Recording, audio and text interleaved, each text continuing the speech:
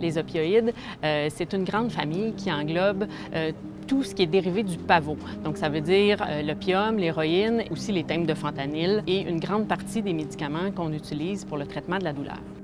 En fait, lorsqu'on parle de la crise des opioïdes, actuellement, on parle principalement d'une crise de décès par surdose. On a eu 3000 décès en 2016 et en 2017, c'était presque 4000 décès. Monsieur, madame, tout le monde, les personnes de tous horizons, de tous âges, malheureusement, peuvent être à risque de développer ce type de dépendance. Donc, il y a plusieurs portes au Québec où quelqu'un qui a besoin d'aide avec son usage problématique des opioïdes peut cogner. Disons qu'en général, au Québec, ce sont les centres de réadaptation en dépendance, qui sont des centres publics, c'est-à-dire gratuits. Donc, les deux principaux traitements pour la dépendance aux opioïdes, ce sont la méthadone et la buprénorphine naloxone. Ces deux molécules-là qui sont différentes, mais ont quand même des mécanismes d'action assez similaires. Le principal principe d'action, c'est qu'elles vont prendre la place de toutes les autres opioïdes que la personne pourrait consommer. Premièrement, la personne ne ressent plus le besoin de prendre des opioïdes, mais si elle arrête d'en prendre, elle ne tombe pas en sevrage non plus.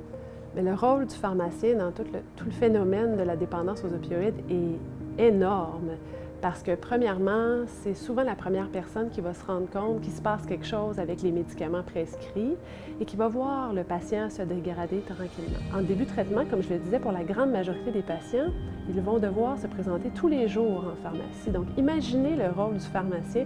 C'est la personne qui voit le patient le plus souvent, c'est la personne auquel le patient va faire confiance, avec lequel il va développer la première relation. Ils sont un des seuls professionnels actuellement qui peuvent distribuer et faire l'enseignement en pharmacie sur la naloxone, pas juste à la personne qui prend des opioïdes, mais aussi à son entourage.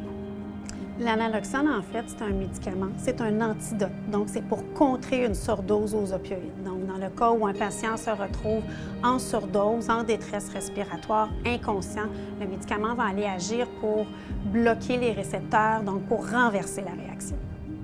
Le programme de la gratuité de la naloxone a été instauré en novembre 2017. Le but de ce programme-là, c'est de s'assurer que toute personne étant en territoire québécois puisse avoir accès à de la naloxone et ce, gratuitement. Ça fait partie de nos obligations professionnelles en tant que pharmacien de s'assurer que l'ordonnance est la bonne ordonnance pour le patient, que la dose est la dose appropriée.